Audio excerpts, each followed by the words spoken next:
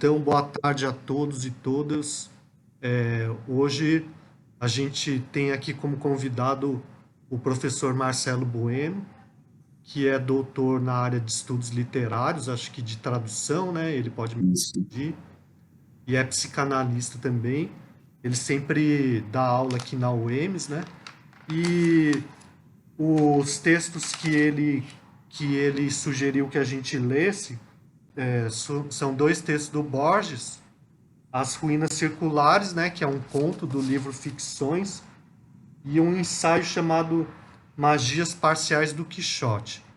Então eu agradeço imensamente, né, a disponibilidade do Marcelo de participar do nosso projeto, né, agradeço a presença de todos aqui também, né, e passo a palavra para o Marcelo. Você fica à vontade aí para fazer a sua apresentação e depois também para abrir para discussão. Obrigado, Marcelo. Obrigado, Fábio, mais uma vez. Boa tarde, né, a todos e todas. Queria agradecer ao Fábio e o grupo, né, NAFTA, pela acolhida, né, e proporcionar hoje essa possibilidade, né, de uma fala sobre a literatura do Borges, né, que é um escritor que me é muito caro, por inúmeros motivos, né, foi o escritor sobre o qual eu desenvolvi a minha tese de doutorado, né, em estudos da tradução com o ênfase em tradução literária. Mas hoje, né, distanciado aí mais de uma década desde que eu defendi... Aqui apareceu esse meu vídeo de está pausando. Acho que não teve. Prossegue. Hoje, mais de uma década depois de ter defendido a minha tese, eu encaro mais essa tese como uma tese mesmo, apesar de ser na área de estudos da tradução, mas uma tese mais sobre literatura propriamente dita do que tradução. Em verdade, eu fui para os estudos da tradução em razão do Borges, porque na Universidade de Santa Catarina, onde eu realizei o meu doutorado,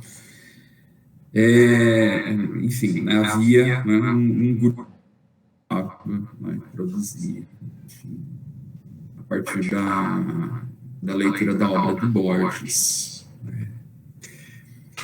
Então, eu escolhi esse conto, As Ruínas Circulares, para falar um pouco do Borges, né, da poética narrativa dele, e também sobre a literatura fantástica, né, como ele concebe a literatura fantástica, embora propriamente não proponha uma teoria. E, enfim, o motivo da escolha desse conto se dá principalmente porque eu acho, assim, dentro dos contos do Borges, né, um dos contos, assim, centrais, mais emblemáticos para se entender, né, como que é o processo dele, né, não apenas em relação à construção, né, do texto literário, mas como ele pensa a própria literatura, a leitura, a tradução, né, e como ele dialoga com alguma filosofia, né, em relação à questão da própria realidade versus ficção. Então, é um texto bem importante. Sem contar que, em relação a quando, né, eu sugiro a leitura do Ficções, do Borges, ou algum texto dele, né, para algum dos meus alunos ou conhecidos, eu sempre sugiro que a leitura de Ficções comece por esse conto, e não pelo primeiro conto, que é o Tilon Ukibar Orbis Tertius, que é um conto assim que muitas vezes as pessoas desistem do livro, desistem do Borges em função desse primeiro conto do Ficções. É um conto, digamos assim, é como naquele filme do Akira Kurosawa, né? Não sei se alguém já assistiu, a adaptação do Rei Lear do Shakespeare, né? Se você assistiu os primeiros 30 minutos de filme, né, você vai até o final da narrativa, né? Assiste até o final. né, porque é completamente assim, apenas um diálogo, né? Não tem ação no início desse filme. Então, eu escolhi esse conto, né? Então eu sempre sugiro, né, que se comece a leitura de ficções, para quem quer ter um primeiro acercamento aí com Borges, uma aproximação, pelas ruínas circulares. E aí, né, eu perguntei para o Fábio se eu precisaria falar alguma coisa da biografia do Borges, né, sobre a trajetória dele, né?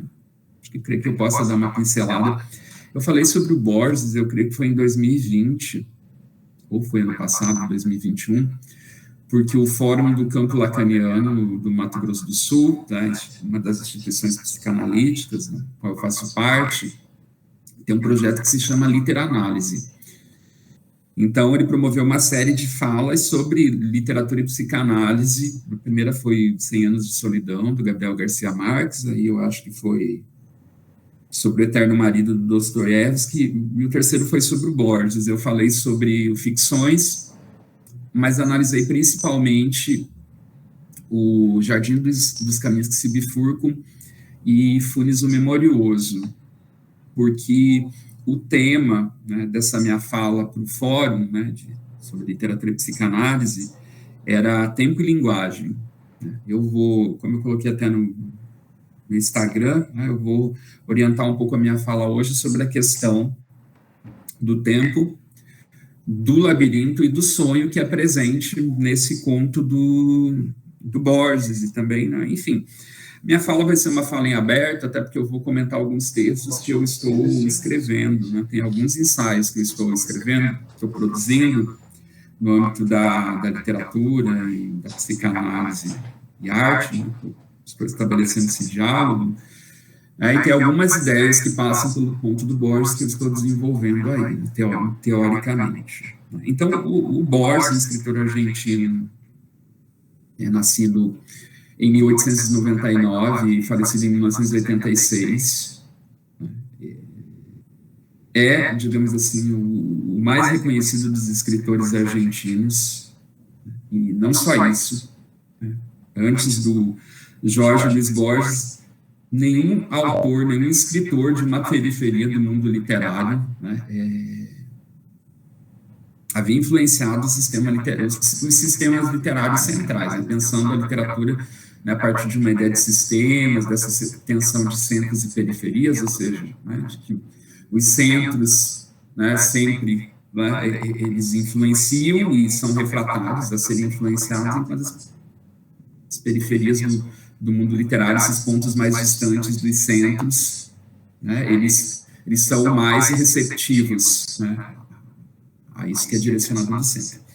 Então, Borges, assim, um caso dentro, se pensando, né, o que é a literatura no Ocidente, né, e claro, usando esse termo aí, Ocidente, entre aspas, né, porque ele dá pano de manga para muita discussão, que nós vamos falar aí da realidade como ficção e da realidade estruturada como ficção, o Ocidente, né, como o Eduardo Said, né, no famoso livro dele, Orientalismo, né, ele bem explicita, é uma invenção, aliás, Oriente é uma invenção do Ocidente, então, né, o próprio Ocidente também é uma invenção do Ocidente. A ideia de Ocidente também é ficcional.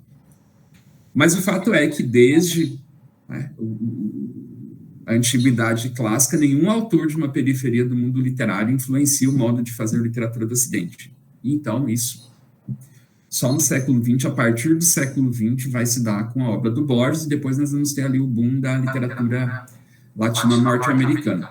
Talvez uma obra, né, que anteceda o Borges e tem relação direta com ele seja o Livro das Mil e Uma Noites, que também vem de uma periferia, né, de fora do mundo ocidental, e é ocidentalizado e vai exercer uma profunda influência, então, no modo de fazer literatura e de se pensar a literatura também no Ocidente, a partir do século XVIII. Tanto que, para o próprio Borges, o Livro das Mil e Uma Noites já é o início do romantismo, digamos. Para ele, essa publicação do Livro das Mil e Uma Noites, lá pelo Antoine Galland, a tradução dele na França, do mundo clássico, né? Essa obra, digamos, né, que prefigura o próprio romantismo, né? Ela já é, então, uma irrupção romântica, um furo que se faz na razão, enfim, na ordenação do mundo, na concepção de literatura do classicismo. Então, essa é a importância do Borges, e ele vai se destacar, principalmente, né, pela publicação como ficcionista de alguns livros de contos, principalmente em 1944, ele vai publicar Ficções, que é o primeiro grande livro de contos dele, e, posteriormente, em 1949, ele vai publicar, né, uma outra coletânea, que é considerada dentre as 2 melhores coletâneas de prosa ficcional dele, o livro O Aleph. Em 1955, ele perde totalmente a visão, então ele fica cego, né, porque ele tem uma doença congênita que havia já cegado o pai dele, a avó, então, a partir de 1955, ele fica cego, se dedica principalmente à poesia, ele passa a ditar, então a produção poética dele, né, é a maior parte das obras, que consiste os 30 anos seguintes, né, de publicação da obra do Borges, e também, claro, uma série de conferências, ele se torna um grande conferencista, então há muitas conferências que são recolhidas, com exceção de um livro da década de 1970, que é o Informe de Brode, que é um livro de caráter realista, por assim dizer, mas, digamos, de um certo realismo fantástico. Não exatamente nos termos do que é o realismo mágico, o realismo fantástico da literatura latino-americana, como Gabriel Garcia Marques, né, ou mesmo Julio Cortázar, mas uma outra proposta de realismo do qual o fantástico, digamos, de uma maneira assim, subterrânea, né, ele se coloca implícito na narrativa. Então é diferente. Geralmente o Borges é classificado como um autor do realismo mágico, do realismo fantástico. Latino-americano ele não é. Ele, do ponto de vista estético, formal, ele se distancia bastante do Gabriel Garcia Marques, de outros autores aí que são geralmente vinculados a ele. Ele é o primeiro autor do boom, inclusive mesmo as posturas dele em relação a outras preocupações para além da literatura vão se diferenciar. Ele não é engajado politicamente, pelo contrário, né? Infelizmente alienado politicamente, há vários episódios aí em relação à própria postura dele quanto à ditadura argentina, e depois ele faz uma retratação, né? Ele começa a receber as mães dos desaparecidos políticos, enfim. Então, enfim, os biógrafos já trataram disso assim, né, com bastante riqueza de detalhes. Então, sobre esses 2 livros aí, Ficções e o Aleph, digamos assim, centra-se a poética narrativa do Borges, né, que, como esse é um grupo de estudos sobre literatura fantástica, eu vou orientar minha fala sobretudo, né, a partir do fantástico na literatura, e qual seria uma concepção, né, de fantástico para o Borges. Né? Então, né, a partir do próprio conto As Minas Circulares, né, tem o conto aqui, além da edição das obras completas, né, nessa edição aqui que eu tenho dos contos completos dele, né, publicada pela editora de Bolsini, que é uma recolha das obras completas, dos contos completos do Borges, e esse conto As Minas Circulares, então, né, ele tem um histórico de publicação, inclusive, bastante interessante, né, porque ele vai aparecer primeiramente como um conto publicado autonomamente em 1940 na revista Sur, que é uma revista literária argentina. O Borges fazia parte desse grupo da revista Sur. Em 1941 ele aparece publicado, né, no livro Jardim dos Caminhos que se bifurcam, que é a primeira parte de ficções, mas que aparece como livro autônomo. E em 1944, então, ele é né, parte de ficções, porque o Borges agrega uma segunda parte, né, ficções, que se chama Artifícios. Mas assim, o nome, né, inclusive do livro, Ficções, né, dessa segunda parte, Artifícios, né, é muito importante para se entender a proposta da poética, né, narrativa do Borges e do que ele entende por literatura fantástica. Num primeiro momento, pode parecer que o conceito dele de fantástico é bastante elástico, né? Em relação ao que ele considera literatura fantástica, de fato é. Ele considera textos filosóficos como literatura fantástica, fábulas, enfim, alguns gêneros aí que, né, não seriam classificados a rigor como fantástico, mas, em verdade, nessa grande concepção dele de literatura fantástica, ele contrapõe, então, né, aquilo que é passível de pertencer à realidade e aquilo que é passível de pertencer a uma certa irrealidade. Então, há essa oposição.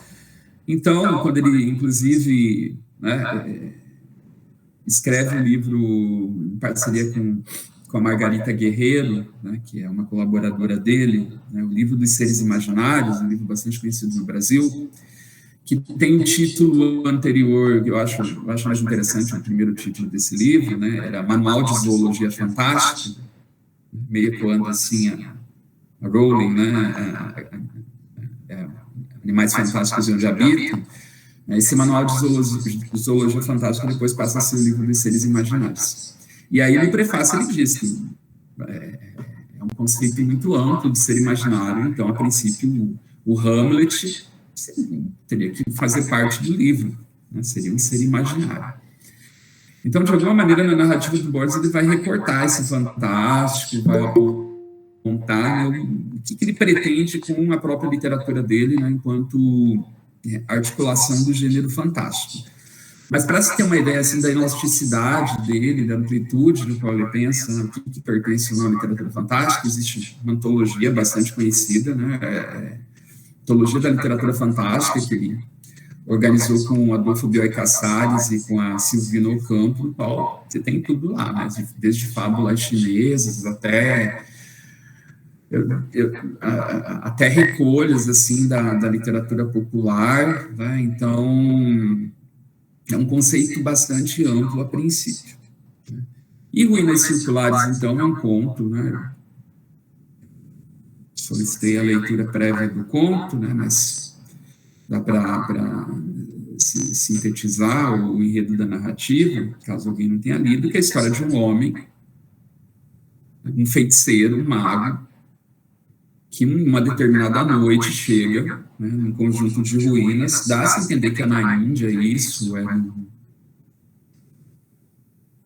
ou um local similar, e ele se propõe o quê? A criar outro ser humano, a sonhar um filho, a partir realmente desse gesto de todas as noites adormecer em um sonho, né, plasmar outro ser humano. A partir do sonho, então, ele instaurar, né, como ele vai dizer no texto, um outro ser na realidade. Então, vai fazer essa transferência do sonho para a realidade. Então, boa parte do conto, que é um conto curto, os contos do Borges geralmente são curtos. Ele mesmo não gostava de romances. Ele fala que ele acha desnecessário se estender por mais de 200 páginas, algo que em 5 páginas se pode, de alguma maneira, dar um tratamento adequado, né? Tanto é que ele lia poucos romances e ele considera O Coração das Trevas, The Heart of Darkness, do Joseph Conrad, o melhor romance de todos os tempos. Então, começa por aí, né? Ele considera o romance do Conrad o melhor. Dá para se, enfim, ter uma ideia de como ele realmente não lia romances, né? Leu poucos. Então, é um conto bastante curto e que vai descrever, né, os esforços desse personagem, que não tem nome, né, não é nomeado, para se criar, então, um filho. Né? Então, ele tenta lá, no início, né, aparece, ele sonha como se tivesse um anfiteatro, que é esse templo, essas ruínas aí, né, pertencem a um deus que não sabe se é um touro, um tigre. E aí, né, ele tem vários, digamos assim, candidatos a serem sonhados, entrar na realidade, a ser seus aprendizes, né? Depois essa plateia desaparece, ele acaba se centrando, né, numa única figura aí. Uma certa noite ele começa a sonhar, então, né, o homem, a partir, né, da sua parte mais elementar. Então ele começa sonhando com o coração batendo, né, e aí passa o tempo, ele fala, né, que depois de um ano já tem todo o esqueleto, a circulação do sangue, fala do trabalho que dá para sonhar com cada, né, fio de cabelo, né, de pelo no corpo, até que, né, esse filho entra na realidade, né, porque, aliás, ele tem uma noite um sonho e o Deus aparece para ele, esse Deus que é um tigre, um touro, né, forma assim meio ambígua, né, que é o Deus do fogo, e diz que vai animar esse filho com a centelha da vida. Então, esse filho entra na realidade a partir do sonho, ele educa esse filho e, né, há uma solicitação desse Deus do templo em ruínas, de que o filho cultue ele num templo mais abaixo do rio. Esse filho vai.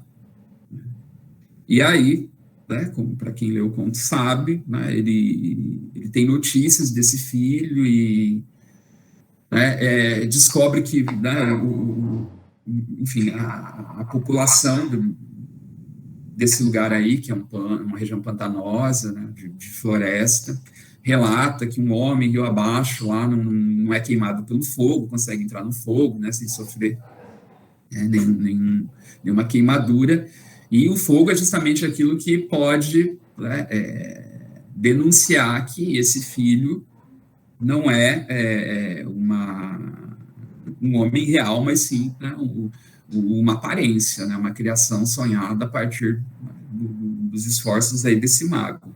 Então, como ele não pode ser queimado, o fogo é o que denuncia o caráter ficcional, né, desse homem. E aí, ele fica ao mesmo tempo aliviado, mas triste também, e o templo sofre um incêndio em seguida, um incêndio que ele já sofreu, né, no passado. Então, né, as ruínas são circulares pela forma do templo, mas também pelo tempo circular que se faz presente na narrativa, né? A narrativa ela é estruturada numa ideia de circularidade, né, mas não uma circularidade fechada, e sim uma ideia de circularidade espiralada. E o tempo pega fogo e o mago, então, enfim, né, já cansado desse trabalho, da sua vida, ele decide, né, morrer, né, nesse fogo, né? Então ele se lança ao fogo, aí que é a grande revelação do conto, né, digamos assim, um momento de maior tensão narrativa, quando, né, e ao mesmo tempo de revelação, quando ele vê que o fogo não causa, né, nenhum mal a ele, porque ele se dá conta a partir daquilo que ele também é uma aparência. Ele estava sendo sonhado, né? Era sonhado uma criatura, né? Sonhado uma representação a partir de outra, né, inteligência, a partir de uma alteridade que não ele, né, que sonhou e colocou na realidade. Né? Então, esse é o resumo do conto do Borges, o qual, enfim, a narrativa, né, desse conto né, um homem sonha, né, com outro homem, coloca esse homem na realidade, e ao final esse homem descobre que ele, real, que sonha esse outro homem, em verdade também é um sonho. Né? Então, você tem a ideia do sonho. Também é. Essa é enfim, a síntese do enredo do conto. E é bastante interessante que o conto começa com uma epígrafe, né, de um livro, né, infantil, o Alice através de Espelho. Né? Eu vou propor da gente falar sobre livro do Lewis Carroll, né, o segundo livro da série Alice, no qual, né, você tem a epígrafe do conto, no qual ele retira, do quarto capítulo do Alice através do Espelho, né, como epígrafe a frase, and if he left off dreaming about you, né, que seria mais ou menos assim, e se ele parar de sonhar com você, né, por quê? Porque no Alice através do espelho, no capítulo 4, né, lá onde eles se encontram o Tweedledee e o Tweedledum, eles encontram o Rei Vermelho sonhando na relva, né, que é o rei do xadrez. O segundo livro do Alice ele é todo baseado no jogo de xadrez. E aí, eu tenho até aqui, eu trouxe a minha edição do Alice que eu tenho aqui, essa é uma edição da Penguin que eu tenho em inglês. Tem até, inclusive, a ilustração aqui do Rei Vermelho, a ilustração do John Tenniel, eu acho que não sei se fica, vocês conseguem ver. Conseguem? Tem aqui o Rei Vermelho sonhando, inclusive com uma touquinha, né? E aí o diálogo completo, ele se aproxima desse Rei Vermelho, né? Tá em inglês aqui, gente, vou tentar fazer uma tradução aí meio tosca, né? Os irmãos falam, né, para Alice, ele está dormindo agora, ele está sonhando, né, o que o Edmund diz. E sobre o que ele está sonhando, né, ele se pergunta, aí a Alice responde, ninguém pode saber. Aí ele fala, ele está sonhando com você. E aí, né, ele fala triunfantemente, e se ele, né, parar de sonhar com você, o que isso pode dar? E aí a Alice responde, isso vai dar onde eu estou, né, que é o lugar onde ela está. Então tem essa ideia circular já nessa narrativa, né, Alice, através do espelho, do Lewis Carroll, né, que tem aqui, enfim, essa edição da Penguin aqui, né, Alice no País das Maravilhas e o Alice através do espelho. Então, né, inclusive o próprio livro em que aparece, né, Alice através do espelho, né, você vai para o outro lado do espelho, onde as coisas são invertidas, a ideia do jogo de xadrez. Então, a ideia já tem essa ideia no Alice, né, que é de onde se retira a epígrafe para o conto, né, de que a realidade que nós vivemos pode ser uma ficção. Né, com essa ideia que o Borges trabalha.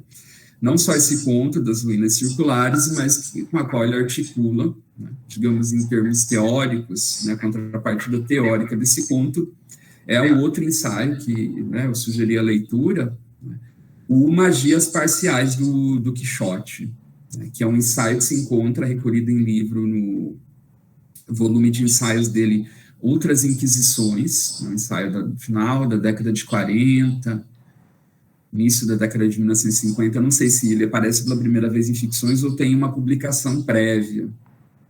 E no Magias Parciais do Quixote, ele desenvolve a mesma ideia, porque ele vai discutir algumas obras da literatura, onde, né, a própria narrativa aqui, tá, é construída e é narrada, tem, né, em seu cerne ali, dentro, né, do seu enredo, a narrativa mesma. Então, né, no Hamlet, em determinado momento da peça, a própria peça Hamlet é representada. No Ramayana, o Ramayana é narrado dentro do Ramayana. No Quixote, os personagens do Quixote leem o Don Quixote.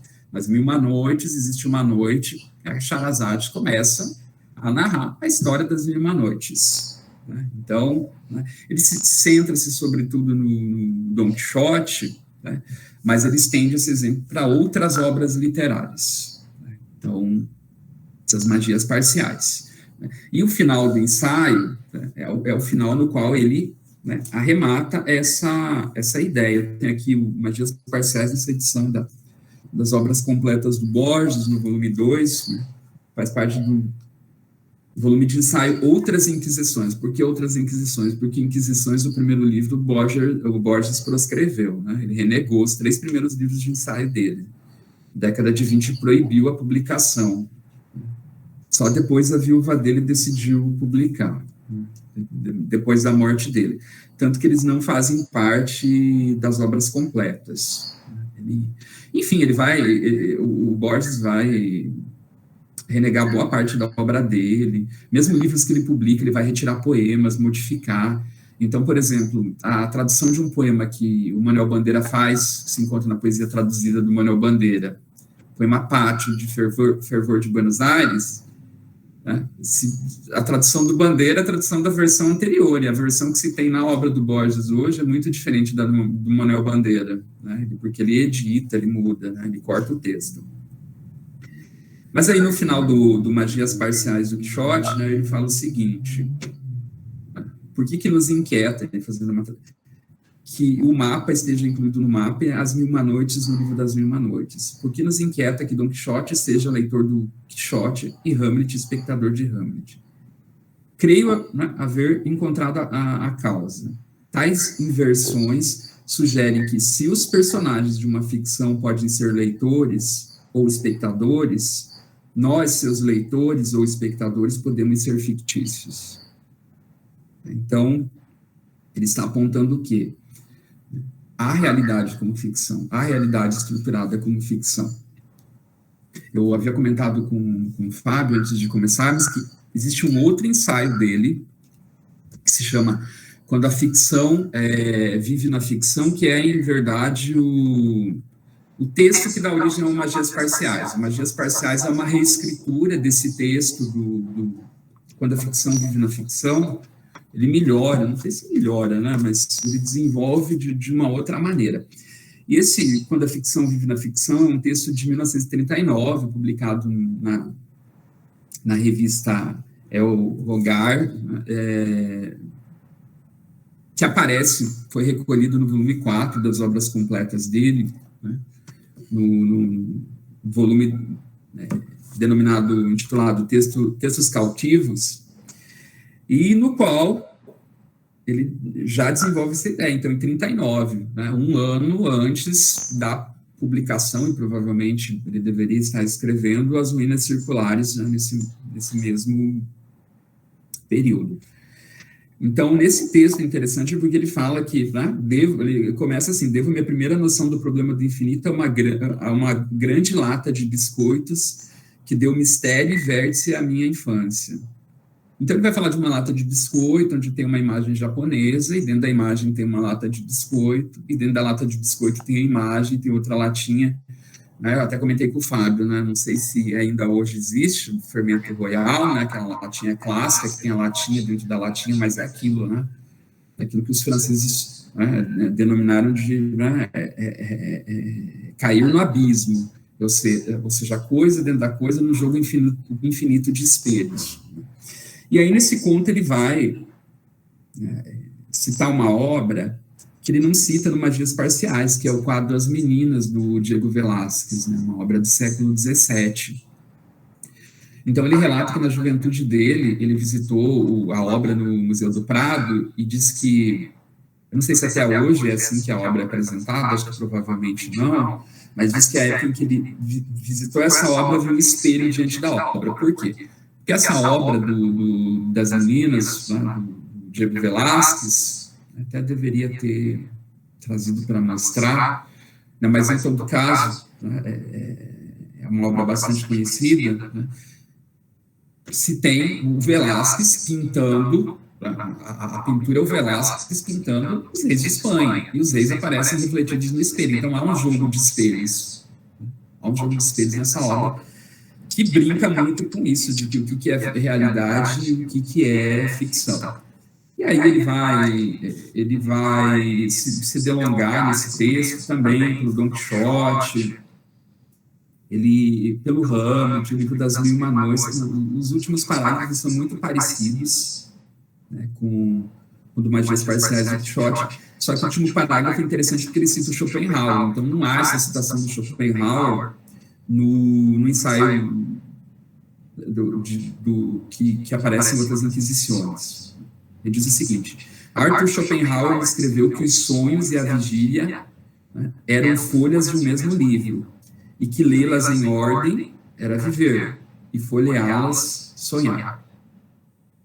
Então, né, ele coloca aí, né, o sonho e a vigília como algo que consiste na ideia de um mesmo livro. Aí sonho, claro, pensado como a ficção e a vigília como a realidade.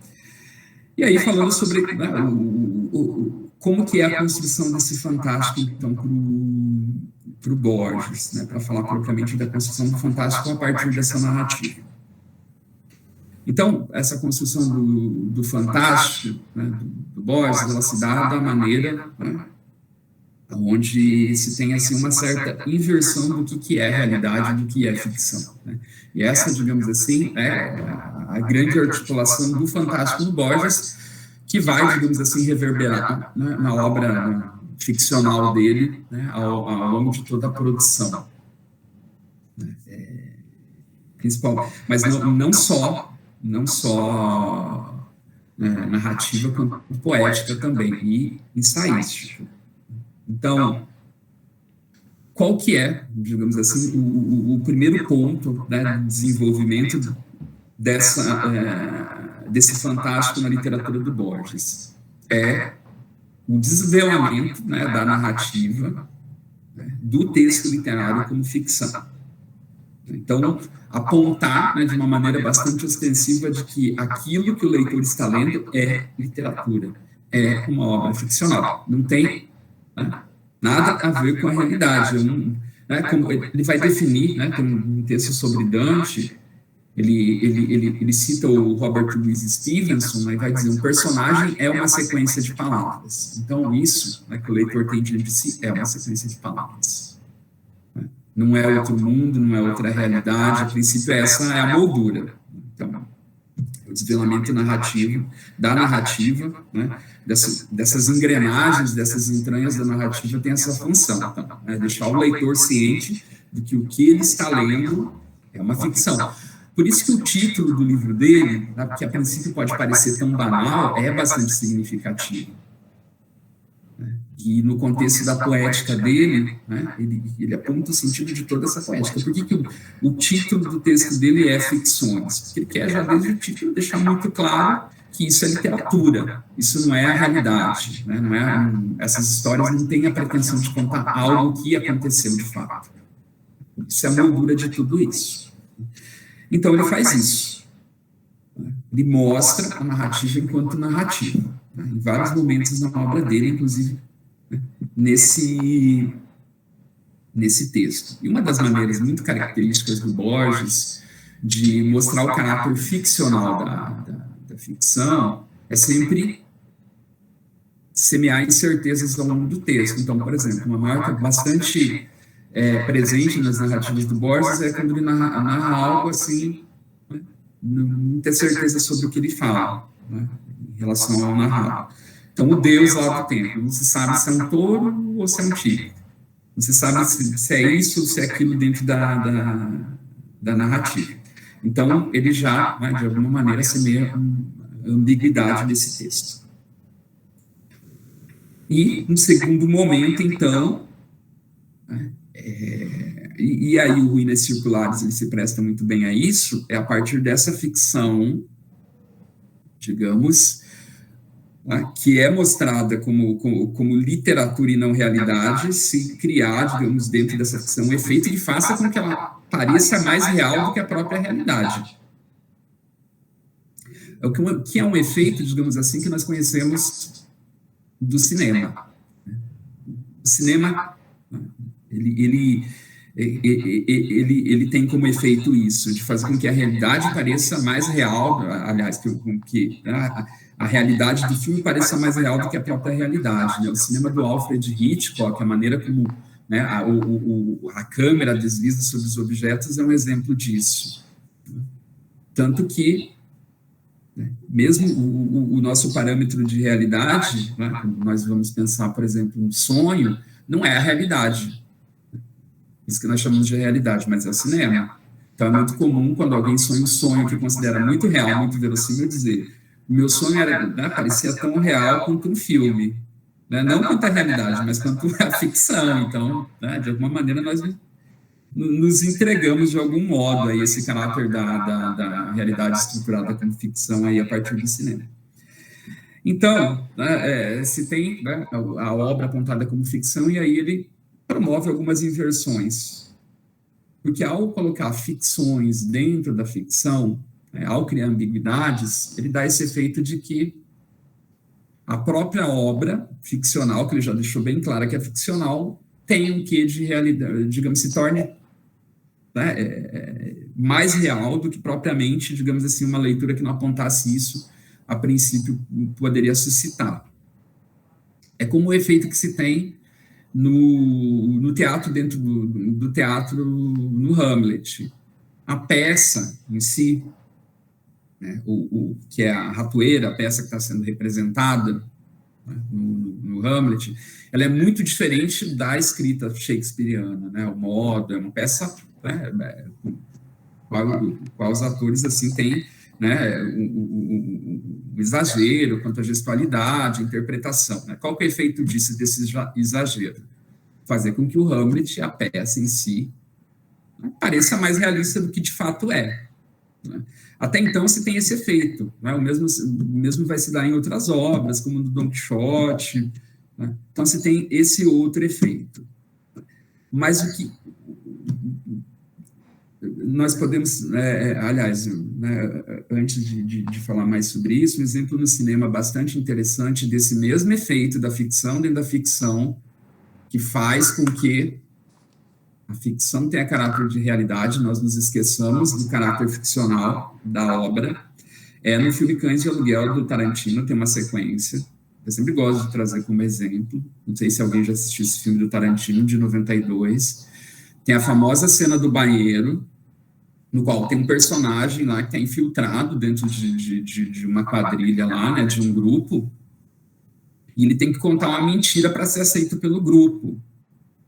E aparece, né, é exatamente o mesmo processo do Borges. Aparece o personagem lá, que é o Tim Roth, se preparando para o papel, lendo um texto decorado da piada que ele vai contar para convencer, né, os chefões lá a ser aceito para o grupo. Né, ele ensaiando até que fica perfeita a fala dele, e aí tem a cena em que numa boate ele vai narrar essa história. Só que aí o que acontece? Aí está a genialidade do Tarantino na construção dessa sequência. É uma cena que se passa dentro de um banheiro. A história ele está com droga escondida e vai ao banheiro e a polícia está dentro do banheiro, tem policiais dentro do banheiro. Qual que é a grande sacada do Tarantino? No banheiro, os policiais estão contando outra história um para o outro. E aí, a atenção, né, do espectador se desloca dessa história que está sendo contada lá pelo personagem do Tim Roth, que é ficcional, para a história dos policiais. Qual que é o efeito disso?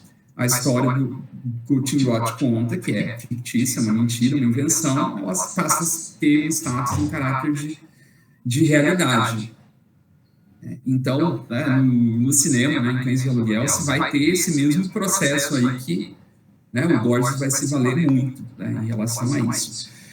Mas aí qual, né, é o diferencial? Porque até aí só tem esse ressaltar o caráter digamos assim, né, dotar a obra ficcional de uma certa realidade aumentada, né, em relação ao efeito de leitura a isso. O Borges vai trabalhar, né, com o que, para além dessa obra ficcional, né, com a ideia, né, de incluir o leitor na articulação desse fantástico, na articulação, né, dessa ficção desvelada, e qual que é, digamos assim, o grande efeito do fantástico na literatura do Borges? É fazer um furo na realidade do leitor. Então, o fantástico do Borges, ele está, digamos, né, quase que de uma maneira invertida, para aquilo que o Tzvetan Todorov, né, no teórico búlgaro, né, ele estabelece como o que seria o fantástico tradicional. Né? Então, para o Todorov, como que é o efeito do fantástico dentro de uma narrativa? Né? Você tem uma obra que reproduz a realidade qual? Né? Ela seria essa nossa realidade, o leitor que nós vivemos. E aí, algo, né, surge nessa obra, algo é inserido dentro da narrativa para desestabilizar essa realidade. Então, por exemplo, tem um conto lá do Dino Buzzati, no qual você tem um mundo como o nosso, onde as leis da física são as mesmas, né, teoricamente, mas tem um pingo de água que goteja, só que, né, ao invés de cair, ele sobe. Adoro até o termo, né? muita gente usa, ele cai para cima, né? Ele cai para cima. Então, só isso, né, é aquilo responsável por desestabilizar toda a realidade. Por quê? Porque aí a narrativa entra em conflito aí. Isso tem uma explicação científica ou isso tem uma explicação sobrenatural? Se a explicação for científica, você já está no âmbito do estranho, né, que é como o Todorov coloca, tem uma explicação para isso. Se é sobrenatural, você já está no maravilhoso. Então, o fantástico do Todorov é essa hesitação entre uma explicação sobrenatural e uma explicação racional para um fato que acontece. Então, a grande força da narrativa fantástica tradicional, principalmente a narrativa fantástica do século XIX, está nisso, tá nessa hesitação. E as grandes obras, né? Isso, é claro, minha opinião, né? As grandes obras da literatura fantástica, elas são as obras que mantêm isso aberto, mantêm essa ambiguidade até o final, né? Como A Volta do Parafuso, do Henry James, dentre outras obras. A narrativa se encerra, mas essa ambiguidade, né? Essa hesitação, essa oscilação entre realidade, né, e irrealidade, ela permanece. Então, essa é a concepção do Todorov. O Borges inverte isso.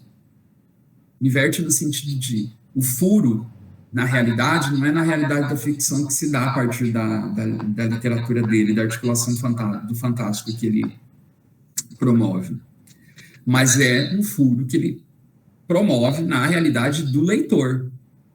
Então, qual que é o efeito? Não é que do início ao final de todas as narrativas dele, ele faz questão de dizer que a narrativa é ficção, não é realidade. O furo se dá onde? Ele constrói isso dessa maneira e o furo se dá fora da narrativa, ou seja, ele faz um furo na realidade do leitor. O grande questionamento da literatura, da articulação do fantástico do Borges é essa realidade, na qual o leitor tem tanta certeza, a qual, né, digamos assim, né, toda a sua vida é baseada a partir, né, de parâmetros de realidade na qual ele vive, né, concepções, enfim, identificações, né, pode ser abalada, porque, né, uma ambiguidade, né, surge aí a partir da articulação narrativa, e o leitor já não tem certeza, será que ele vive, né, para usar o exemplo, um grande Matrix, né, ou será que é o mundo real? Né? Esse é o principal, digamos assim, efeito. Esse é o principal efeito da narrativa do Borges. Né? No Aleph, por exemplo, ele vai trabalhar isso de uma maneira um pouco diferente. O Aleph é aquele ponto onde, né, o personagem olha e ele vê o universo todo o universo.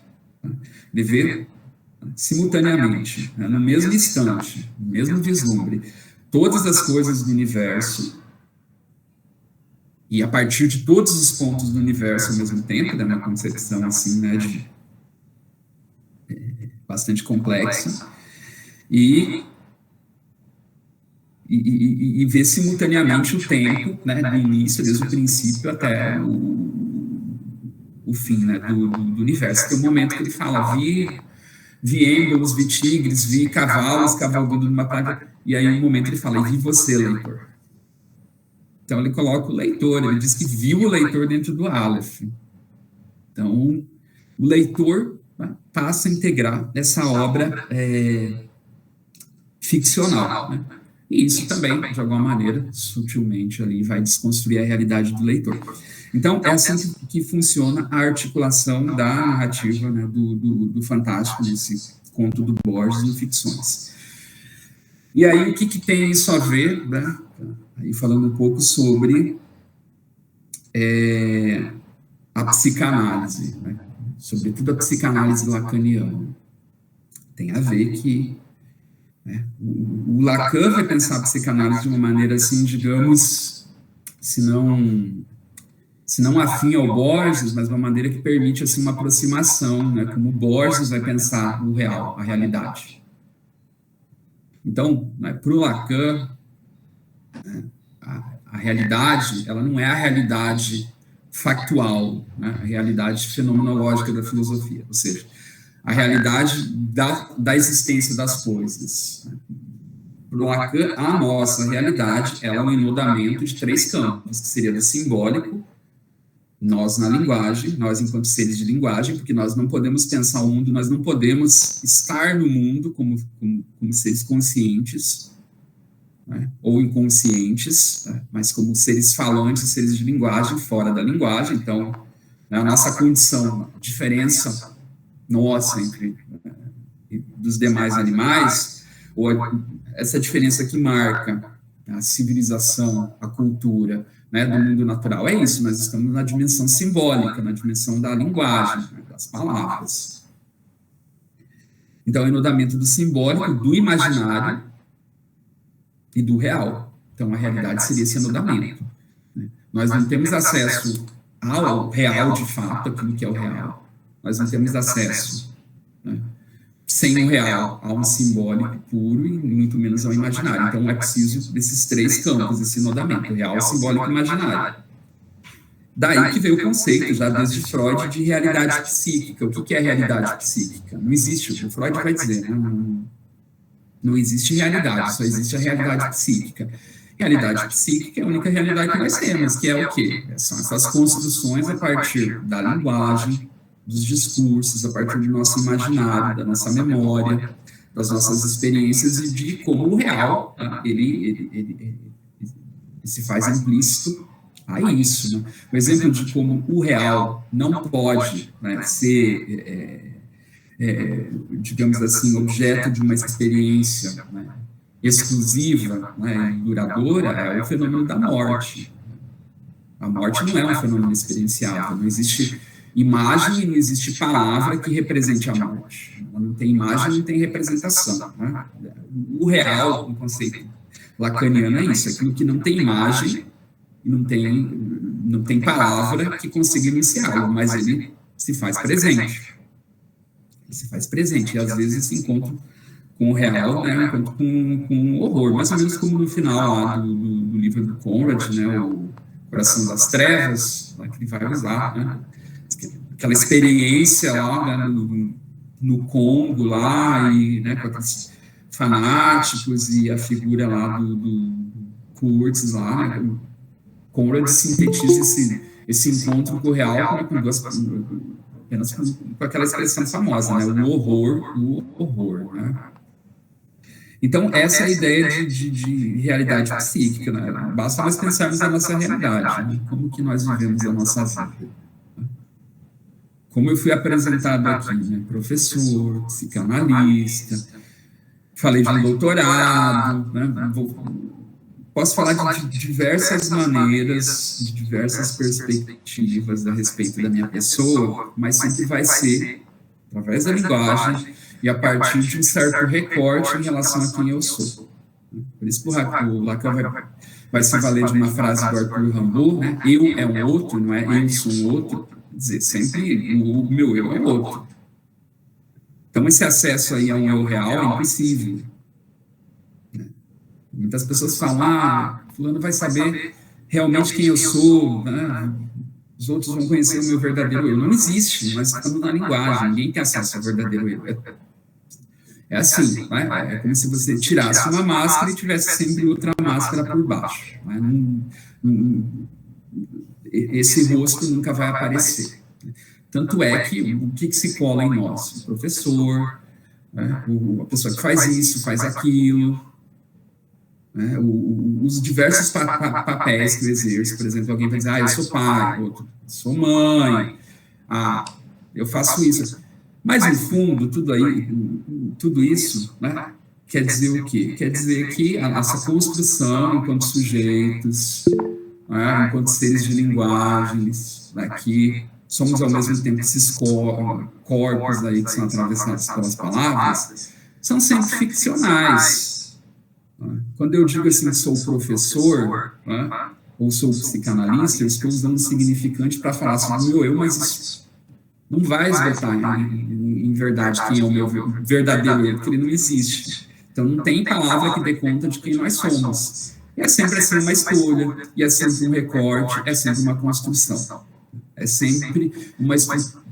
Aí eu vou falar a partir de Lacan, né, que ele vai dizer, que a realidade tem estrutura de ficção. A nossa realidade é estruturada como ficção. É sempre ficção. Quem eu sou, o que eu quero, né? Quais são os meus sonhos, né? O que eu pretendo, qual foi a minha intenção aí ao assistir essa fala aí, na terça-feira, às 17 horas, sobre Borges. Tudo isso ganha um sentido narrativo. É sempre um sentido narrativo. É sempre uma narrativa que nós construímos para incluir na nossa vida e para dar sentido para a nossa vida. Quando a ficção cessa, nós temos aí a morte, nós temos o vazio, nós temos um real aí, né? E abre-se para angústia. Então, essa similaridade entre o que o Borges articula nos textos dele e a questão da realidade psíquica, da realidade estruturada como ficção, é isso.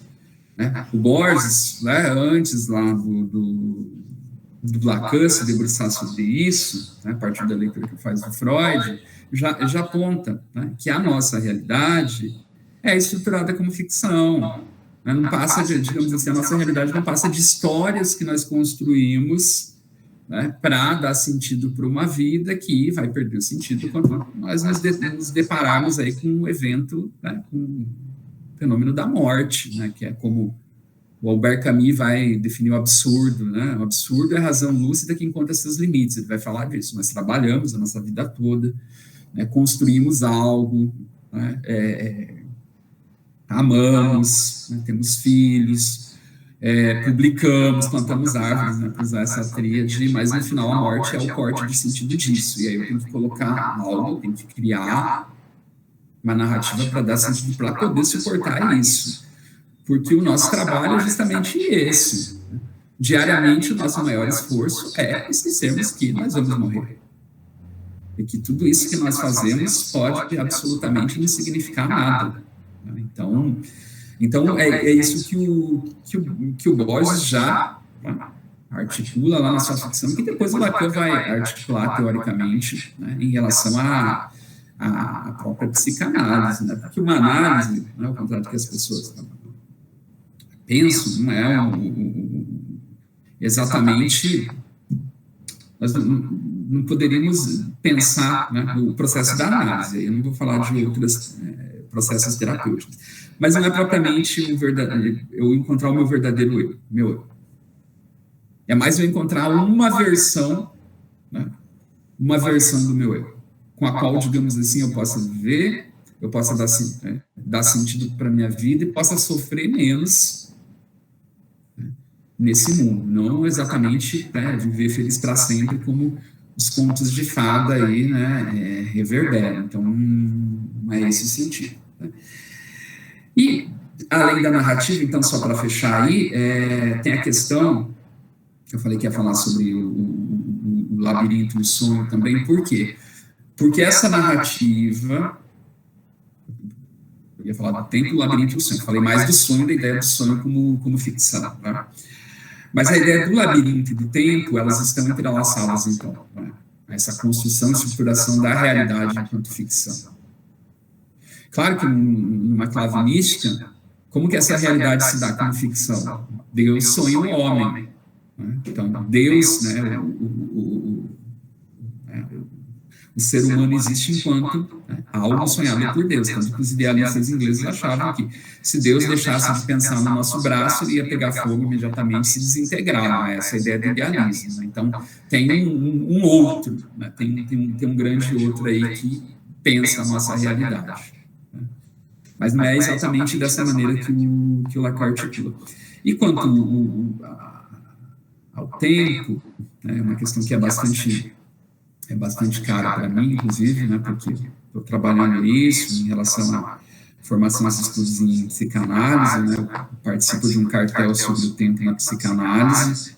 Cartel, gente, para quem não é da psicanálise, não tem nada de legal, não, né, é um grupo de estudos, né, formado por algumas pessoas com objetivo comum, assim, que dura geralmente de cerca de 2 anos. Acho que a Nathalie, que estava aqui assistindo, né, ela participa do cartel comigo. E aí o Borges vai trabalhar bastante essa ideia do tempo, porque um tempo não linear, um tempo relativo, né, é um tempo que também faz tudo nessa ideia de ficção. Né? Então, Eu falei, eu me deti mais sobre isso na minha fala sobre o Jardim dos Caminhos que se bifurcam, que vai trabalhar com tempos aí paralelos, né? Parece que tem um filme agora em cartaz no cinema, esqueci o título, mas alguém comentou comigo, também vai trabalhar com essa ideia dos tempos paralelos, né? Então o Borges também relativiza o tempo dentro disso, e ele vai pensar sempre, né, o fio da narrativa, como a narrativa é construída, como a realidade é construída, e como o tempo também, tá? Ele flui sempre a partir de uma ideia de labirinto. Labirinto Henrique falou, legaliza já o cartel. Então, o tempo sempre, e a própria ficção é pensada como um labirinto. Essa é a ideia principal do Borges. E aí, para terminar, o que é o mais interessante nesse efeito esse furo que ele faz na nossa realidade, leva aí essa hesitação na nossa realidade na narrativa enquanto ficção. É que o Borges sempre mantém uma ambiguidade, ele nunca afirma em nenhum momento de que a nossa realidade é ficcional, ou não é. Então, essa também digamos, né, a grande potência da narrativa dele enquanto, né, geradora desse efeito. Ele nunca afirma que a narrativa, que a realidade é uma ficção. Ele planta uma ambiguidade, né? Ele planta uma dúvida ali, né? Estabelece isso, mas, né, faz com que, então, essa dúvida permaneça. Em nenhum momento ele vai dizer que é ou não é. As narrativas dele nunca apontam para isso. Talvez a resposta do porquê disso está num texto dele sobre a Divina Comédia, no qual ele vai analisar uma passagem do Inferno, do canto 33 do Inferno, do Dante, onde o Conde Ugolino tem uma passagem lá, ele é preso com os filhos e netos, e, digamos assim, é uma passagem muito ambígua na comédia, que não se sabe se ele morreu de fome ou se ele devorou os próprios filhos e os netos, não, eles, né, foram encarcerados para morrer de fome. Seria assim, para a literatura italiana, isso estaria para se traiu ou não traiu Bentinho. Seria isso, né, o grande enigma ali, a grande ambiguidade. E o Borges vai falar o seguinte, mais terrível talvez do que se ele tivesse ou não devorado os próprios filhos, é o fato de que ele poderia ter devorado. Então, se poderia, a possibilidade, né, essa ambiguidade, né, isso que aparece em potência, né, aquilo que, digamos, não tem um lugar propriamente dito, né, na realidade, na ficção, é isso que interessa a ele vê mais potência nisso quanto à construção da narrativa. Então, que é algo que se faz presente aí na nossa realidade psíquica, no modo como nós estruturamos a nossa vida, damos sentido ali, né, para a nossa jornada diária, né, gente? Eu acho que eu falei demais, eu sempre falo bastante. E agora eu vou deixar aí alguns minutos, né, para alguém que, caso queira comentar, fazer perguntas ou fazer alguma colocação aí, mas agradeço a presença de vocês,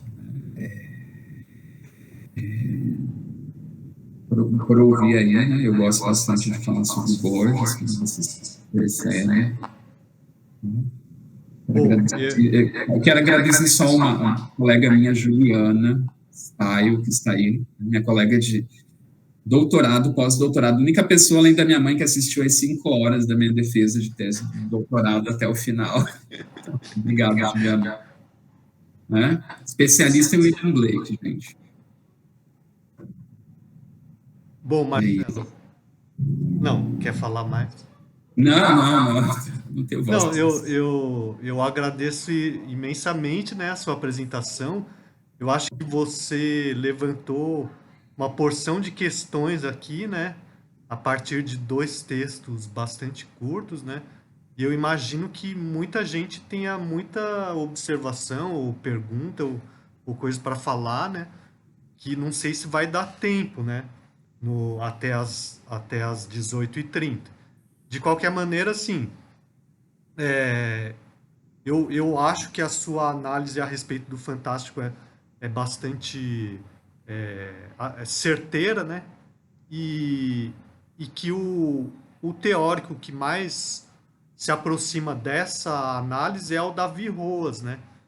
Que é o espanhol Davi Roas, né? Então ele define o fantástico de um modo geral a partir dessa ideia, né? De que o leitor se pergunta a respeito da sua própria concepção da realidade a partir do texto que ele lê, que é o que acontece quando a gente lê o Borges, né? Mas, enfim, eu acho que é mais produtivo eu abrir para os demais do que eu ficar fazendo esses comentários. Então, vamos ver se tem alguém que tem alguma pergunta ou observação. Professor Fábio, boa noite. Fala. Nossa, que maravilha ver o bonito aí, esqueci o nome dele, é Marcelo, qualquer coisa, né? Acho que eu não vou zoar. Vocês acham que eu não vou zoar? Ó, vou deixar o link aí, ó, de uma... Ô, professor, uma alegria te ver, Marcelo. Beleza? Também, Plínio, quanto tempo, hein? Ô, nossa, desculpa essas orelhas, velho, são profundas. É que eu não tô em outra dimensão. Pô, uma alegria te ver, sabe que eu sou teu fã. Ô, assim, 1 minuto só já vou sair. Sei não, vou deixar o celular. Ó, vou deixar o link aí de uma palestra da Sociedade Brasileira de Obiose. Você conhece? Não. Vou deixar o link aí de uma palestra, de uma... você vai consultar, vou deixar o site da Obiose, você dá uma pincelada lá, dá uma olhada. Vou deixar uma interpretação a partir da iniciação. O que é iniciação? A iniciação da ciência oculta, né? E daí, assim, hoje na tua apresentação, assim, eu tô, né, na dimensão aí da espiritualidade, digamos assim, da ciência oculta, da numerologia, do tarô, da cabala, da quiromancia, né? Posso te apresentar meu mestre, meu guru, que eu conheço ele virtualmente, até já consegui trocar uma ideia, o Newton Schultz, depois eu posso passar para você por e-mail, o Aquiles. E aí eu vou deixar uma palestra de uma palestrante, tem bastante gente do meio universitário, né, que infelizmente a universidade não se rende à ciência oculta, mas vou deixar para você ver aí quem tiver interesse também, tá? Sobre a interpretação iniciática do Mil e Uma Noites. Vou deixar aí, eu acho que eu errei, vou deixar aí, professor, ó, uma alegria te ver, velho, só aplausos para você. Obrigado. E aí, mais alguém tem alguma pergunta, alguma observação? Henrique. Olá. Uma excelente palestra ou apresentação, não sei qual vai ser o nome academicamente adequado, mas se fosse possível, eu gostaria que você falasse um pouquinho sobre o fogo, né, essa figura como Deus, porque existe uma dica, né, logo no início do parágrafo, quando fala da transmutação da efígie para o Deus em si, né? Ele fala ali, sonhou a viva, trêmula a estátua, né? Não era um atroz bastardo de tigre, potro, mas a uma só vez essas duas criaturas veementes e também um touro, uma rosa, uma tempestade. Esse múltiplo Deus revelou-lhe que seu nome terreno era fogo, e por aí vai, né? Então era o Deus cultuado ali no templo circular e em outros templos. E ao início do parágrafo é denominada cosmogonia gnóstica, né? Eu tenho uma relação direta que, não exatamente falando em ciências ocultas, mas a gnose mesmo, gnosticismo, o fogo é importante e tem até o lema latino, né? Igni natura renovatur íntegra, né? A questão do fogo renovar a natureza constantemente. E a nossa personagem principal, que primeiro é um forasteiro e depois vai saber que é o mago, essa personagem é apresentada como cinzenta, não é isso? Sim. É um homem taciturno e ele é um homem cinza. Até fazendo uma mistura, talvez, já que você também comentou que existe uma sugestão, né, de que se passe na Índia essa história. É comum na Índia, quando as pessoas morrem, os familiares levam para a beira do Ganges, né, e acendem uma fogueira, né, então é um ritual deles. E para os yogis, eles pegam depois as cinzas, o que sobrou ali dos restos, as cinzas, e eles passam no corpo como uma espécie de proteção. É algo ritualístico, né? Será que a gente pode pensar também nisso? Esse fogo não como um processo de destruição, o Deus fogo, mas ele dele ser cultuado exatamente como um elemento de transformação e de renovação da natureza, e sabendo nos seres humanos partícipes da natureza, então nós entraríamos nesse processo? Não, eu acho que é exatamente isso que você está colocando, Henrique, né? É esse a ideia, né, do fogo dentro como evento, né, na circularidade da narrativa, e da qual ali a própria ideia das ruínas, né, o topos já ele dá a entender, né? Porque o Borges, ele vai, digamos, né, vai ser muito cara a ele a ideia do tempo circular, do eterno retorno, né, a partir da leitura de Platão, sobretudo. Inclusive, é bastante significativo porque no início do conto Os Teólogos, né, tem uma biblioteca lá de um mosteiro que os hunos queimam, e o livro no qual o Platão fala sobre o eterno retorno, né, sobrevive sob as cinzas. Então tem isso. E é um conto muito interessante porque enfim, o conto é uma história sobre dois teólogos que brigam lá, né, e um acaba mandando o outro para a fogueira. Só que esse que mandou o outro para a fogueira ficou sem o grande inimigo dele, e a vida perdeu sentido, né? Não tinha mais quem odiar. Então ele está também num templo em ruínas, e o templo pega fogo, e ele entra no fogo e ele morre. Só que esse morre, né? Nesse conto Os Teólogos, que é um conto do Aleph. E aí o mais interessante de tudo, eu falei de ambiguidade, é que eles chegam no céu, para Deus, quem é um e quem é outro, na consciência de Deus, eles não são diferenciados, né? Deus toma um pelo outro. Então essa é uma brincadeira que o Borges também faz. Mas aí entra também algumas leituras que o Borges tem de filosofia antiga, principalmente, né? A ideia do fogo lá no contexto dos pré-socráticos, mas o fogo entra aí como algo elementar no sentido estrutural mesmo, né, aquilo de início e de fim, né, de renovação. Ele vai aparecer em vários outros momentos, em várias outras narrativas do Borges, né, mas ele tem essa função, né, uma ideia de purificação e ao mesmo tempo de renascimento, né, basta pensar, né, no mito da Fênix, né, dentre outras. Eu acho interessante que o personagem sai da água para esse contexto do fogo, para o tempo do fogo, né? Ele se arrasta, né? Ele sai de um pântano ali. Sei, né? É bastante significativo, né? Ele se arrasta, levanta, né? E vai para esse tempo para, né, criar um homem a partir do sonho. Também dá para se pensar, né? Eu não vejo, digamos, claro, com uma liberdade poética, mas aí, né, eu acho que o texto até permite,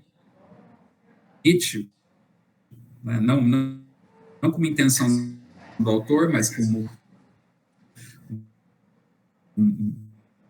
talvez uma imagem que não se bem isso, a própria ideia, né, do ser humano, né? Como o cinema, gosto de citar bastante filmes, aquele filme Gravidade, com a Sandra Bullock, que eu não sei se vocês lembram, quando a cápsula, né, cai na água, assim, tem toda uma sequência que né, digamos assim, como se fosse uma síntese assim da origem da vida, né? Ela sai da água, se levanta, né, se coloca em pé, finalmente. Então, mas o fogo vai ter essa função, né?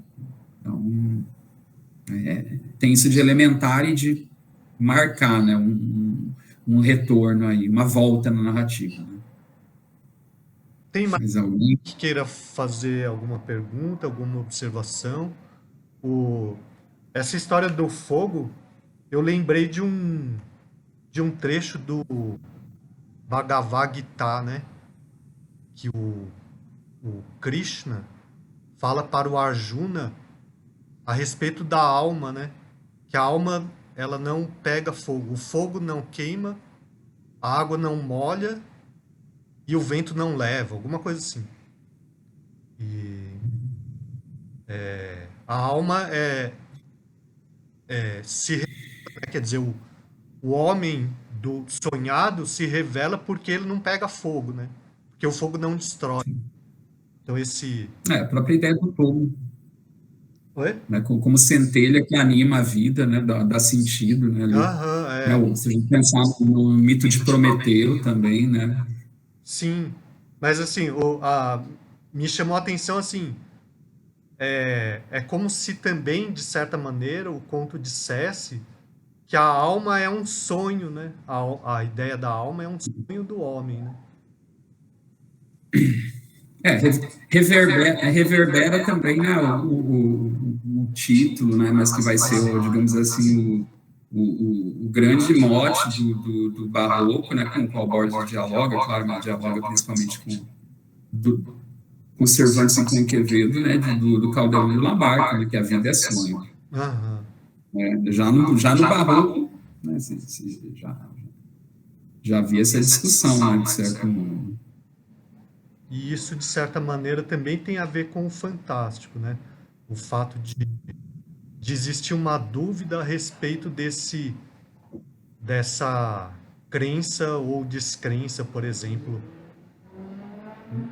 na imortalidade, alguma coisa do tipo. Mas, enfim, mais alguém quer falar? A alma é que sonha o homem, né? No sonho também eu percebi isso, né? O sonho começa com a dialética, que seria uma coisa racional, depois sonha o corpo, né? E depois pede para o fogo ajudar a concretizar, é uma coisa meio... a continuar, completar o sonho, né? Vamos dizer assim. Eu percebi essas etapas aí também, né? Mas, enfim. Querem perguntar alguma coisa? Eu tô tranquilo, o professor Marcelo já tinha falado desse conto em aula. Legal. E aí, mais alguém? Pô, achei que todo mundo ia falar pra caramba. Porque enquanto o Marcelo foi falando, eu pensei um monte de coisa, né? Só uma coisa, Fábio. Me cita o livro das Mil e Uma Noites, né, nos 2 ensaios. E aí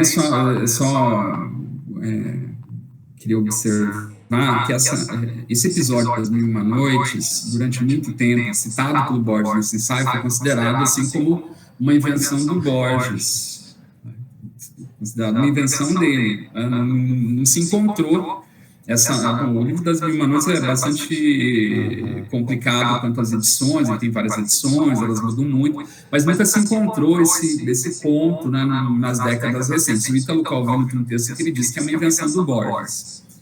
Quando eu fui realizar o meu doutorado, eu encontrei uma referência a esse texto, e onde supostamente ele estaria no livro das Mil e Uma Noites, numa edição inglesa uma edição inglesa, esse Conto das Mil e Uma Noites, como suplemento.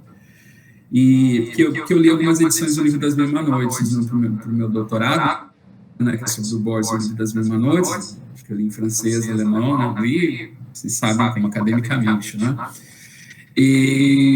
E aí encontrei esse conto. Então, o professor Mustafa Mamed Jarouche, da USP, que participou da minha banca, ele mesmo manifestou essa surpresa que ele estava traduzindo o livro das Mil e Uma Noites, quando ele participou da minha banca.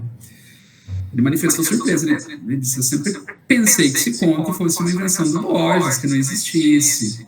E aí foi muito legal que no 4º volume do livro das Mil e Uma Noites ele incluiu a tradução dessa história da Sherazade, né, da noite 602, eu acho. Né, e eu fiquei muito contente, assim, é um dos frutos, assim, da minha tese, né, porque o leitor hoje pode ler esse conto, essa história, que se pensou que era invenção do Borges, na tradução brasileira, a partir, né, de uma redescoberta. Tá, Marcelo, tá aí, tá o último link que eu enviei. Abre, quando você tiver tempo, você dá uma olhada. E através do YouTube, aí você vai na Sociedade Brasileira de Bibliótica, que o site não tá carregando aqui. Você dá uma conferida nessa sociedade.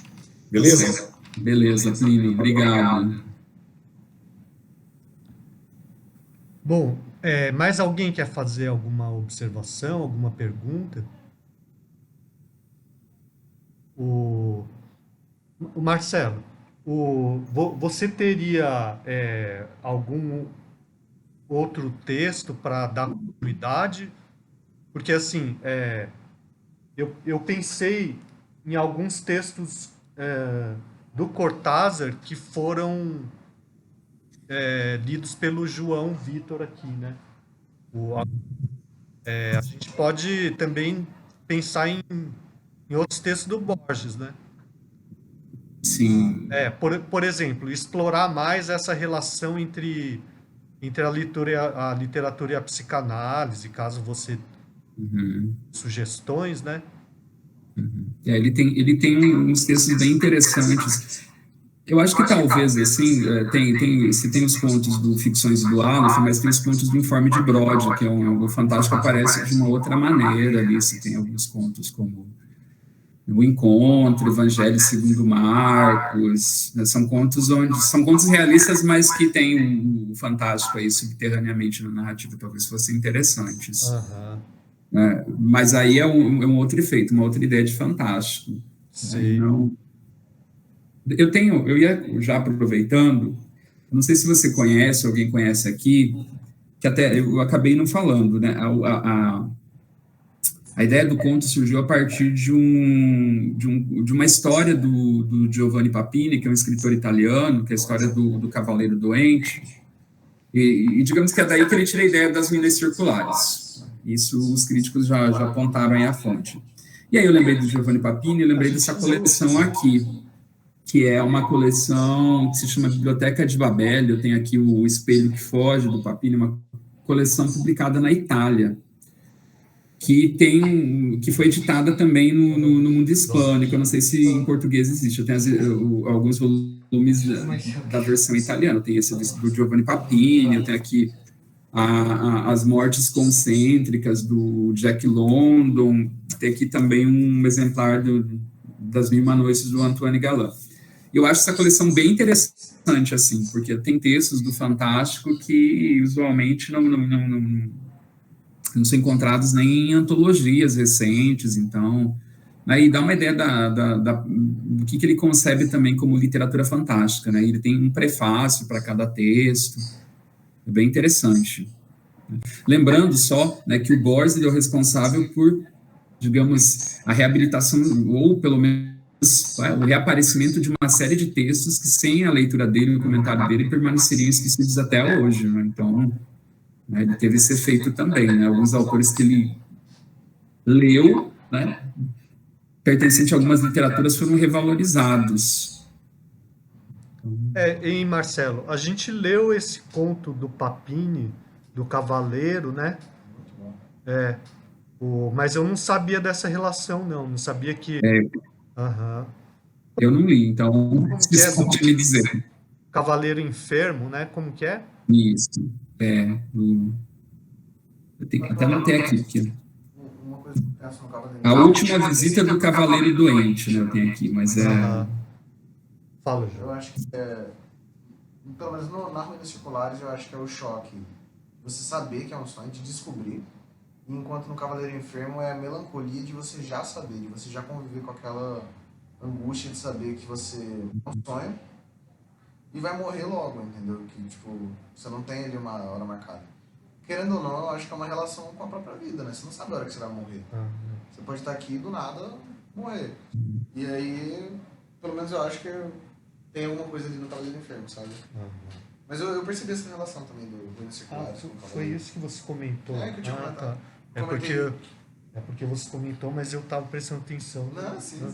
Que eu percebi que o Ruínas Seculares lembrava o Cavaleiro Enfermo e o Fantástico do Borges me lembrou mais o Fantástico do Cortázar. Da definição, sabe?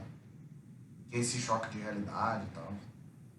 Então, outra coisa que eu lembrei, né, Marcelo, quando você estava falando, que tem o livro do Monegal, né, Emir Rodrigues Monegal, que é uma poética sobre o Borges. Aqui, ó, inclusive. E o Borges, num determinado momento, não sei se é numa entrevista, ele fala assim que tudo é fantástico na literatura. Sim. Exceção do Faz isso. naturalismo, do realismo naturalismo do século XIX, né? Então quer dizer, ele gosta de desconstruir as definições mais acadêmicas, né? Ele considera a filosofia um ramo da literatura fantástica para ele. Então, aliás, o Monegal, o autor desse livro, que é muito borgiano isso, né? O biógrafo que morreu antes do biografado. O grande biógrafo do Borges morreu antes dele. Então, tem esse particular. Então, agora, em termos práticos, né, eu gostaria de propor que a gente, no próximo encontro, que vai ser só em 9 de agosto, porque tem o projeto de ensino, né, e tem o recesso. Então, vai ser no dia 9 de agosto, propor os textos do Cortázar, que estão no Valiz de Cronópio, do sentimento de não estar de todo e do sentimento do fantástico, que eu sugeri para o João, né? E o João leu, e então eu gostaria de aproveitar para já debater no projeto, né? Capítulo 7 e 8, isso. Capítulos 7 e 8. E tem o livro Fim do Jogo, que tem 2 contos do Cortázar, um deles chama A Culpa é de Ninguém e outro chama O Rio. Então, só que eu gostaria, caso o Marcelo tenha interesse, né, de também dar continuidade aos textos do Borges e talvez explorando, por exemplo, essa relação com a psicanálise, né? Mas daí daí você pode pensar melhor e sugerir mais para frente. O que você acha? Não, sim, sem dúvida. Nós podemos, de repente, não sei se pensar textos ou mesmo pensar no conjunto de alguns livros dele, mas eu acho que dá para... só importante ressaltar, o Borges odiava a psicanálise. Sério? Odiava a psicanálise. Odiava. Todas as referências que ele faz à Freud, à psicanálise, são, né, referências pejorativas, acho que com exceção de uma ou outra, né? Tanto é que ele fala que a análise, enfim, ele é uma análise psicanalítica do Jacques Cazotte, né, do Diabo Namorado, ele diz que é mais fantástica do que a própria novela do Cazotte. Tanto é que ele se identifica com Jung, mas a biografia do Borges também, né, tem lá o porquê de que ele, né, não gosta da psicanálise, né. Ele viveu com a mãe até acho que quase os 80 anos de idade, né, ser da casa da mãe. Não, mas brincadeiras à parte, ele escreve uma coletânea Livro de Sonhos, que ele recolhe relatos de sonhos desde da Bíblia até o Jung, e não aparece nenhuma menção à interpretação dos sonhos do Freud, que é, enfim, né, uma obra aí incontornável em relação ao tema, né, concorde-se ou não, né, então ele tem essa omissão aí bastante significativa, mas ele não gostava da psicanálise nem dos psicanalistas. Então, Que é uma tem coisa tem curiosa. aqui. Bom, mas e aí, mais alguém quer falar alguma coisa? Tá todo mundo meio tímido, né? O Marcelo, mas só para você saber, assim, a frequência aqui, comparando com os últimos encontros, foi boa, sabe? Ótimo. Aham. E porque depois que a gente voltou para o presencial, deu uma diminuída, né? Mas enfim, então fala, Henrique, quer mostrar o seu livro? Ah, tirar uma foto, fazer um print. Eu estou fazendo print para registrar a frequência, né? Se as pessoas puderem abrir as câmeras, eu acho que aparece mais, não sei.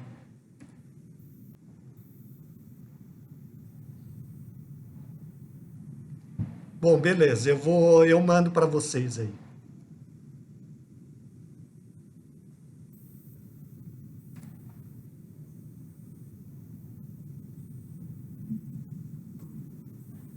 Quem é esse professor que está pedindo para ligar a câmera? Quem é esse É o professor? Henrique, é o Henrique. É o Não Pinto. conheço esse Henrique. Quem é esse Henrique? Henrique. Nem conheço esse tal de Henrique. Então tá, então, ó, o próximo encontro fica pro dia 9 de agosto, tá bom? E daí eu passo certinho para vocês os textos, né? E quem tiver interesse, manda um e-mail para mim que eu adiciono no Google Classroom para ter acesso ao material e às informações, inclusive os links, certo? Ó, eu vou colocar o meu e-mail aqui, ó. E daí, quem tiver interesse. É isso. Então tá, eu agradeço a presença de todos, agradeço a apresentação do Marcelo, né, a participação de todo mundo. E eu vou editar esse vídeo, tirar a parte do Plínio e subir no YouTube. Brincadeira, Plínio, vou deixar a sua fala. Boa noite. Boa noite, valeu.